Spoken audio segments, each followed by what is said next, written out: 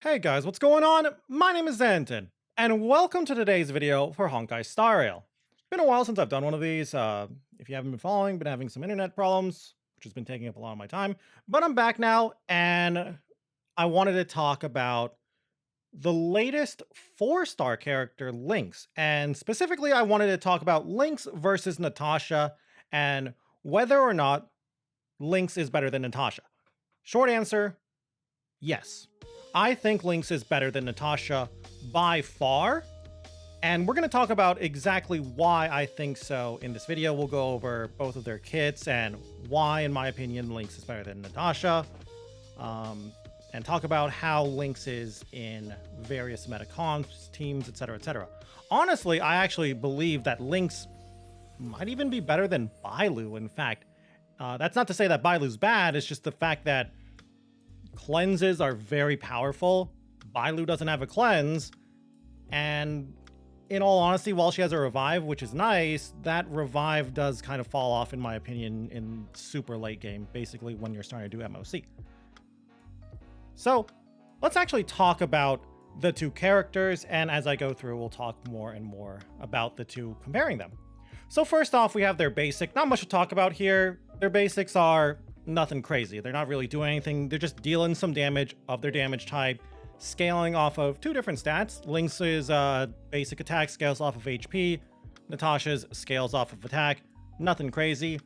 I guess you could technically argue that one or the other is better based on whether you prefer quantum breaks, physical breaks. I personally think quantum break is stronger. I just like quantum break a lot. But this is, in my opinion, there's not much of a difference here with them in comparison to their attacks. Now let's talk about their skill though. And this is where it starts to, I'd say, show the difference between the two. So basically, both of their skills are a single target heal. They both scale off of HP. They both also give some regen, so every time that character starts their turn, they will regen some health, which is pretty nice. Natasha's cleanses said target, which is good. Cleanses are strong. However, on the other hand, Lynx, she doesn't cleanse her target, but instead, what she will do is increase the max HP of said target, and if that target is a destruction or preservation character, they will get what I like to call a soft taunt. Basically, they will make it so that enemies are more likely to target them. Which, this is really good. This is really good for characters, well, first off, destruction and especially preservation characters, they like to get hit. Increasing the max HP as well is pretty good for certain characters that, well, scale off of HP. Basically, Blade. Blade loves this, you're making it so Blade is more likely to get hit, so he does more counters. He's got more HP. Clara probably loves Lynx too. Is Lynx, say, better than March for Clara? It's up to you. In all honesty, I think they both have their merits. Now, here's the thing. Is a cleanse on a skill better than a cleanse on an ult, which is what Lynx has? I'd say no if you have enough energy generation, which I don't think it's hard to build enough energy regen. So actually, before we talk too much about her ult, let's actually talk about the ults and compare them. So their ults are surface level, very similar. They're both AoE heals. So push your ult button, you get a big heal. They both scale off of HP, which is great. They both grant regen too, which is great. The main difference, Lynx's has a cleanse, and this is why, in my opinion, Lynx is a lot better than Natasha. Why do I think an AoE ultimate, especially ultimate cleanse, is better than a single target skill cleanse? Well, one, AoE versus single target, there's that. But also, the fact that's in an ultimate. With Natasha, if you want her to cleanse something, you have to wait for Natasha's turn to come up again, and usually that's not a problem, but sometimes it can be a problem. Sometimes your opponent can get, or your other characters can get hit by a freeze, maybe an imaginary imprison, and you're like, oh crap, I really, really, really need to get that debuff off of them or something. if you're using Natasha, well, you're kind of out of luck until it's her turn again. You use Lynx, you're like, oh, whatever, I have my ult up. Push the ult button.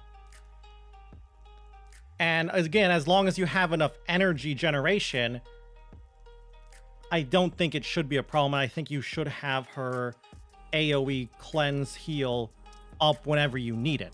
Now, of course, in some fights, you're gonna maybe not have it up enough, but I think it's fine. Now, let's get to another point, though.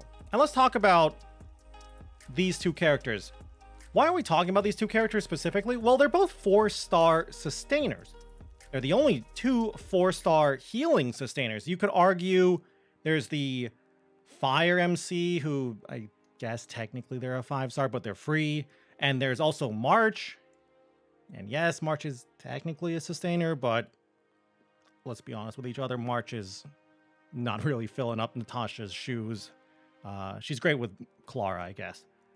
And the reason we should be talking about this is because in the late game, basically around MOC, you're going to want to have multiple sustainers. So who is that? For a long time, it's been Luolcha has definitely been one of them alongside whoever else you have. Bailu, Natasha, Japard. That was pretty much it. Now, and those, besides Natasha, all those are limited characters, 5-star characters, whatever you want to call them. Now, with Fu Xuan and Lynx out, we have a couple more options. And I don't know. I just really think these are really good because you do need 2 sustainers, and they're both healers. They both cleanse. And I think it's really, really important to build Lynx. She's just so good. Now, for the final verdict, though, would I recommend building Lynx if you already have a built Natasha? Because you probably already have Natasha built if you've been playing the game for a while. If you don't have a second sustainer, yes, build Lynx. However, if you have, say, a second sustainer and you're using Natasha, let's say you're using Luolcha and Natasha, I would actually recommend holding off on building Lynx if you're considering building another character. Maybe your future upcoming character. Maybe you're considering Jingliu, maybe Topaz. Who knows? Whatever you like. And the reason for that is you only really need 2 sustainers. And while, in my opinion, Lynx is much, much, much better than Natasha, Natasha's fine. She can get you through MOC 10. Probably not as easy, and it's not going to be as comfy of a ride as, say, using Lynx, but she can do it. And this is not even to mention Eidolons or anything. Maybe you have, say, I don't even know, an E4 Natasha or something, not even E6, but you have a lot of Eidolons on your Natasha, and you only have like an E0 Lynx. So you'll have to take that into consideration, but at the end of the day, I just think Lynx is much better. AoE cleanse is so powerful, giving away to increase max HP for characters who care about it, Blade, basically, and making it so those kind of characters, again, Blade, get targeted more often, so that will also, on the other hand, increase your damage, is so good. Meanwhile, Natasha, look, I love Natasha, but I don't see why you would build Natasha if you have Lynx and you haven't built either of them. If you have, assuming you just got Natasha and you just got Lynx and you have the 2 characters at level 1 and you're choosing one to build, I don't see any world where you choose to build Natasha over Lynx. Now, of course, the one upside, I guess, I'll try to be positive here, is that you get Natasha for free from just playing the story, while Lynx, while she's a 4-star, she still is a gacha character, so you do have to pull for her. But she's a 4-star character, and honestly, it's not that difficult to get 4-star characters, but we all know the gacha curse. You always want to have that specific 4-star, you never get it. But in my personal opinion, just build Lynx. Me personally, I'm going to be using Lynx and Fu Xuan as my sustainers in the future. I still have Natasha built, so if I ever, for some reason, need a 3rd sustainer, which could happen, we've seen it in Genshin where you'll need 3 sustainers, Natasha's there in the back. I've basically been transferring a lot of my stuff, my relics, my light cones that are on Natasha over to my Lynx because they're both very similar in what they scale with and what they want.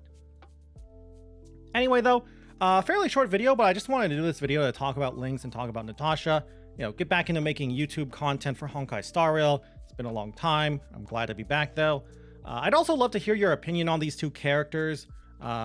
Mostly just talking about these two characters because, again, they are the only two 4-star sustainers, unless you want to count the Fire MC in March. But what do you guys think? Do you agree? Do you think that Lynx is just that much better than Natasha? Do you think I'm being a little too hard on Natasha? Do you think there is somewhere where Natasha is better than Lynx? Or do you just agree and think that Lynx is so much better than Natasha and to just build Natasha? Anyway, though, with that all said and done, I hope you guys enjoyed the video. If you did, I'd love it if you could leave a like or a comment down below. It always helps me and always helps out the channel. And if you guys want to keep up with the Honkai Star Rail content, you can always go and subscribe to the channel as well. And if you want to watch me play some Honkai Star Rail, you can go and check me out over on Twitch at twitch.tv/Zenington, where I stream pretty much every single day. Anyway, though, with that all said and done, thank you all once more for watching this video. And until I see you guys in the next one, bye.